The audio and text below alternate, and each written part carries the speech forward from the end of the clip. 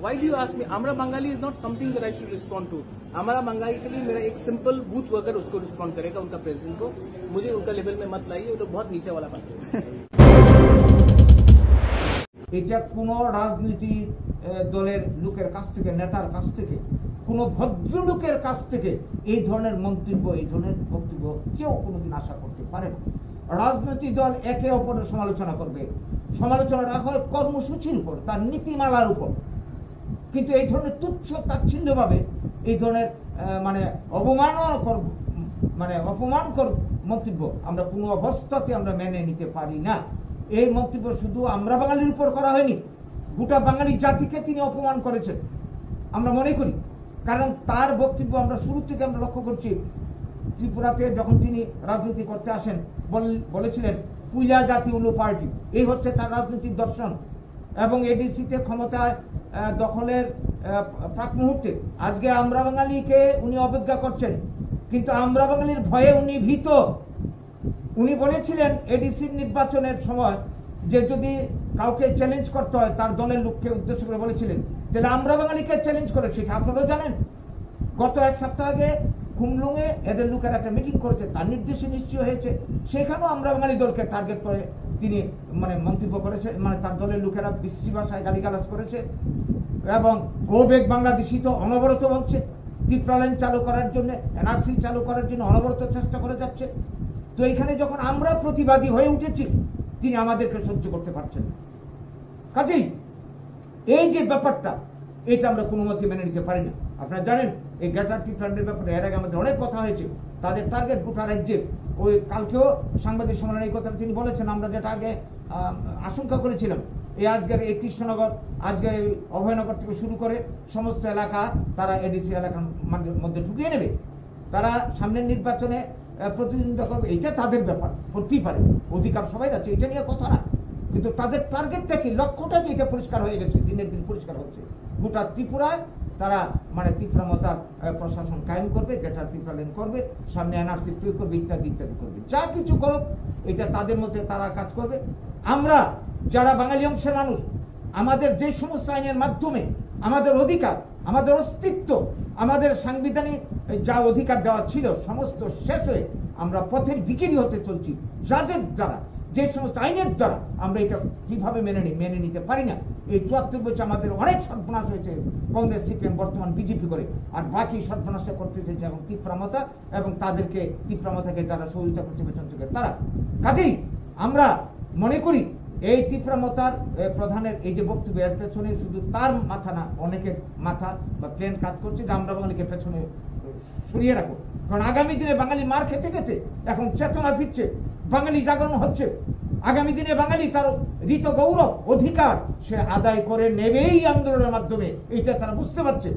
তাই এই ধরনের কথাবার্তা তারা বলছে। আমরা এই প্রদ্যুৎ কিশোরজির এই ধরনের মন্তব্যের তীব্র বিরোধিতা করছি, ধিক্কার জানাচ্ছি তার এই হীন মানসিকতার জন্য, এবং তাকে আমরা আহ্বান করছি তার এই মন্তব্য প্রত্যাহার তিনি করবেন, দুঃখ প্রকাশ করবেন।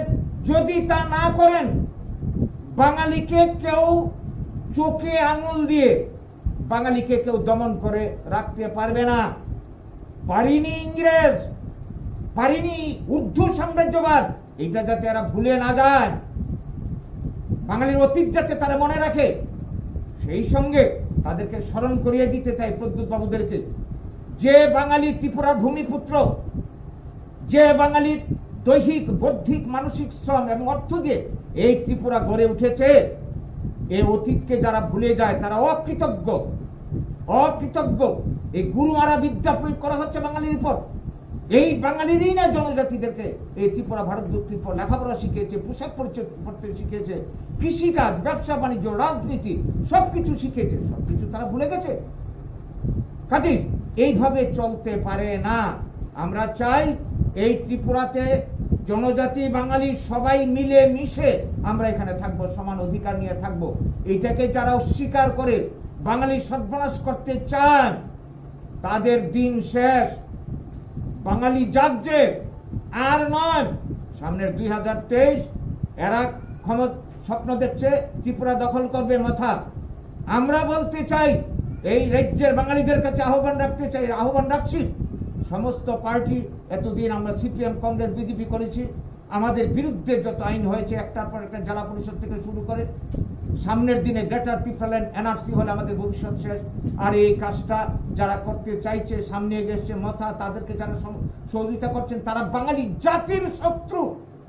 কাজে আমাদের অস্তিত্ব অধিকার রক্ষার প্রশ্নে আমরা বাঙালি দলকে সামনে এগিয়ে নিতে হবে, 2023-এর সামনে এগিয়ে আনতে হবে, সমস্ত প্রতিরোধকে ভেঙে চুরমার করে আমাদের এগিয়ে যেতে হবে, এছাড়া কোনো রাস্তা নেই। এই 2023 হবে ত্রিপুরার বাঙালির জন্য শেষ নির্বাচন। আজকে প্রসঙ্গত এই কথা উঠে এসছে এবং তিনিও এই কথাটা সামনে বলেছেন, সামনে নাকি তারাই ক্ষমতা দখল করে বাঙালিকে শায়েস্তা করবে। সেই জন্য আমি এই প্রশ্নটা তুললাম আজকে আপনাদেরকে। এই কারণে আমাদের ডেকে না যে এই যে চক্রান্ত ষড়যন্ত্র দীর্ঘদিন ধরে চলছে, এইভাবে আর চলতে পারে না। আমাদের পিঠ দেওয়ালে লেগে গেছে, এবার আমাদের বাঁচার পালা। আমরা সমস্ত অন্যায়, আমাদের অবিচার, বঞ্চনার বিরুদ্ধে উপযুক্ত জবাব আমরা দেব, বাঙালিরা দেবে, বাঙালিরা মানসিকভাবে তৈরি হচ্ছে। এই বার্তাটা আজকে আমরা আপনাদের মাধ্যমে আজকে আমাদের যারা শেষ করে দিতে চায় তাদের কাছে, সবার কাছে আমরা তুলে ধরতে চাইছি। এর জন্য আজকে আপনাদেরকে আমাদের ডেকে আনা। আপনারা সাংবাদিক বন্ধুরা, আপনারাই পারেন, সমাজের বন্ধু, সবাই বন্ধু, আপনাদের মাধ্যমে আজকে সমাজটার মধ্যে জাগরণ ঘটতে পারে। আমরা আশা করছি আমাদের বক্তব্য আপনাদের